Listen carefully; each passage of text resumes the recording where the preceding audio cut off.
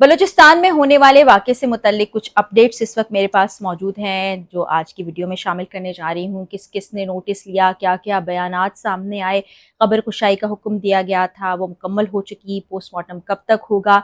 और एक बहुत बड़ा सवाल जो इस वक्त सोशल मीडिया पर लोग पूछ रहे हैं कि सरफराज बुट्टी साहब ने, पुलिस ज़राए ने जो कुछ कहा है, क्या वो कोई मन घड़त कहानी तो नहीं, अपने सिस्टम को बचाने के लिए ये सब कुछ अवाम तक तो नहीं पहुँचाया जा रहा। तो इस पर भी हम आज की वीडियो में बात करेंगे। तो सबसे पहले मैं आपको बताऊं कि चीफ जस्टिस बलूचिस्तान ने भी इस वाक़े का नोटिस ले लिया है, आईजी ने भी नोटिस ले लिया है, सरफराज बुट्टी जो कि वज़ीर आला हैं उन्होंने भी नोटिस ले लिया है, उन्होंने मीडिया से गुफ्तगू भी की है और पोस्टमार्टम के लिए खबर कुशाई भी मुकम्मल हो चुकी है।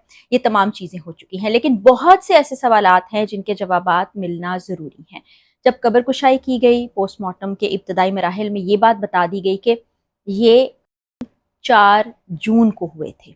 मैं फिर से दोहरा देती हूँ, 4 जून को ये दोनों लोग अपनी जान से हाथ धो बैठे थे और किस तरह वो वीडियो आपने देख ली थी। खातून की वीडियो मंजर आम पर आ गई थी, उसके बाद जो फुटेजेस हम तक उन साहब की पहुंची हैं जिनको मारी गई वो ऐसी है कि हम शेयर भी नहीं कर सकते। यूट्यूब की, फेसबुक की पॉलिसी ऐसी होती है जिसके ज़रिए से बहुत से ऐसे इमेजेस, फुटेजेस, चीज़ें आप तक नहीं पहुंच सकती, तो उसकी वजह से हमारे हाथ कुछ हद तक बंधे हुए हैं। लेकिन सोशल मीडिया पर जब ये वीडियो वायरल होती है उसके बाद ही पूरा सिस्टम हरकत में आता है, सारे इदारे आप समझें कि एक तरह से जाग जाते हैं। लेकिन उससे पहले अब आप देख लीजिए कि कितना वक्त गुजर चुका था, किसी को कोई होश नहीं थी, किसी को कोई खबर नहीं थी। और कल जब वीडियो वायरल होती है उसके बाद ये तमाम इक़दामात किए जाते हैं।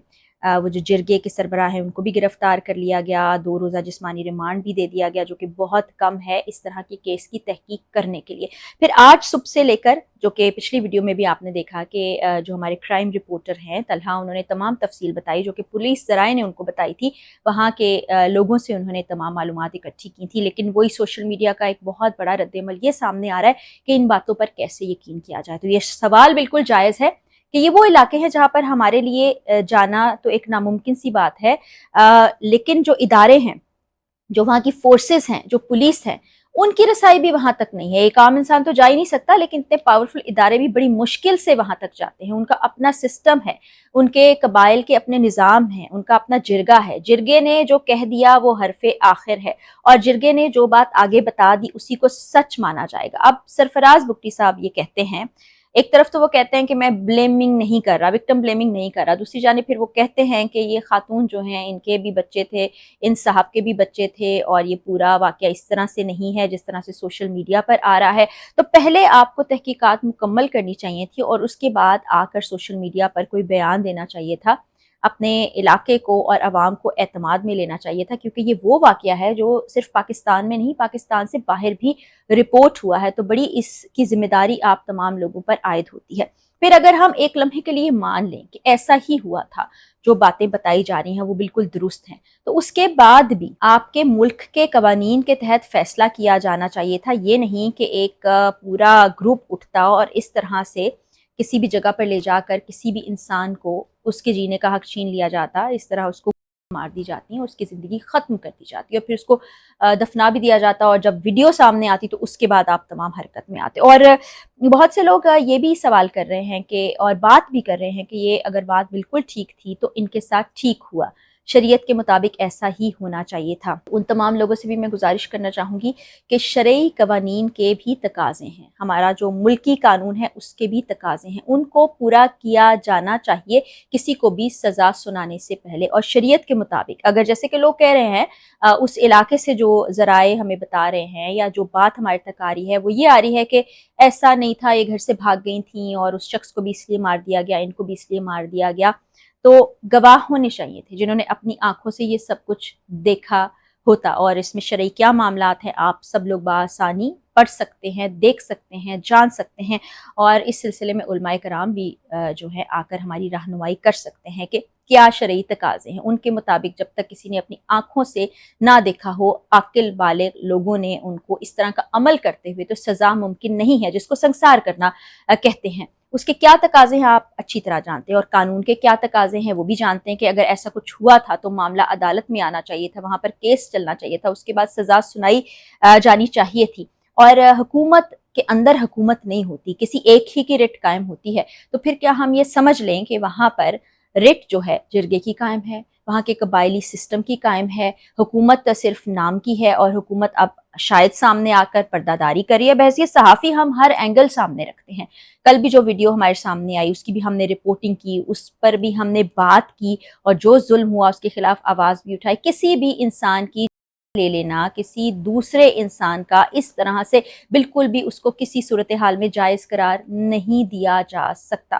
یہ جو جرگہ سسٹم ہے اس پر بڑا سوال اٹھتا ہے، اور یہ اس قدر مضبوط ہے کہ حکومت بھی وہاں تک نہیں جا سکتی، ادارے بھی وہاں تک نہیں جا سکتے، اور پھر دماغ میں یہ خیال تو آتا ہی ہے کہ پھر ایسا ہی ہوا ہوگا. اور یہ ایسا واقعہ نہیں ہے کہ جو پہلی دفعہ ہوا ہو. گزشتہ روز کی ویڈیو میں بھی یا اس سے پہلے کی ویڈیو میں بھی ہم یہ بات کر چکے ہیں کہ جیسا کہ پہلے یہ کہا جا رہا تھا کہ پسند سے انہوں نے شادی کی، نکاح کیا، اس کے بعد ان کو بلایا گیا اور اس طرح سے ان کے ساتھ یہ ظلم ہوا. اور اب جو دوسرا ایک سینیریو ہمارے سامنے بن رہا ہے اس میں بھی کیا کوئی جائز قرار دے سکتا ہے کہ اس طرح جرگے کے اندر یہ فیصلہ کر لیا جائے کہ 2 لوگوں کو اس طرح سے مار دیا جائے گا؟ تو یہ آپ لوگ بھی سوچئے، اپنے آپ کو ذرا جھنجھوڑیے کہ پھر ہمارے ادارے، ہمارے قوانین، ہمارے عدالتیں یہ کہاں سٹینڈ کرتی ہیں. اب دیکھیے کہ ایک سوشل میڈیا کی بھی پاور ہے کہ وہاں کا ایک واقعہ سامنے آتا ہے، تمام لوگ آواز اٹھاتے ہیں، سب جگہ پوسٹ وائرل ہے.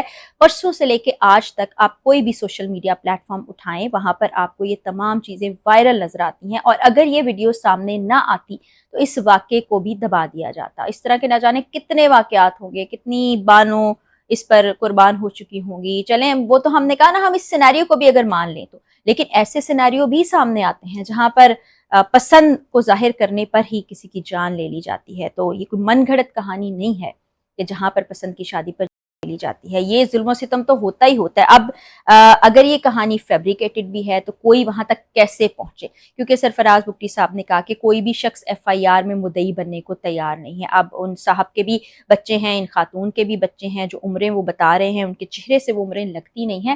ہم یہ نہیں کہہ رہے کہ آپ کچھ غلط بیانی سے کام لے رہے ہیں، لیکن کچھ چیزیں تو آپ سامنے لے کر آئیں، کچھ حقائق آپ سامنے رکھیں، کچھ ثبوت سامنے رکھیں، جو کہ ہر کیس میں ایسا ہی ہوتا ہے. ورنہ لوگ تو یہی گمان کریں گے، لوگوں کے ذہن میں یہ سوال بار بار آئے گا، اور ہمارے ذہنوں میں بھی آ رہا ہے کہ کہیں یہ اپنے سسٹم کو بچانے کے لیے سب کچھ تو نہیں کیا جا رہا.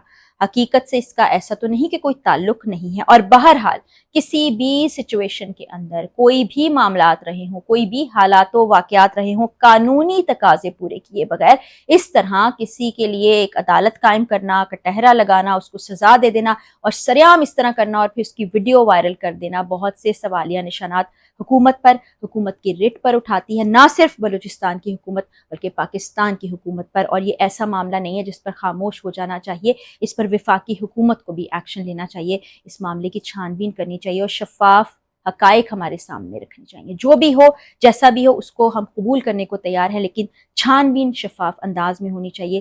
سسٹم کو بچانے کی کوشش نہیں کرنی چاہیے، عوام کے تحفظ کی، عوام کی جان و مال کی حفاظت کی کوشش کرنی چاہیے، جو کہ ہم امید کرتے ہیں کہ کی جائے.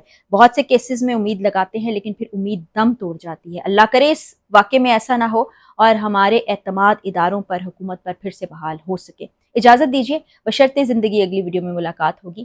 اللہ حافظ.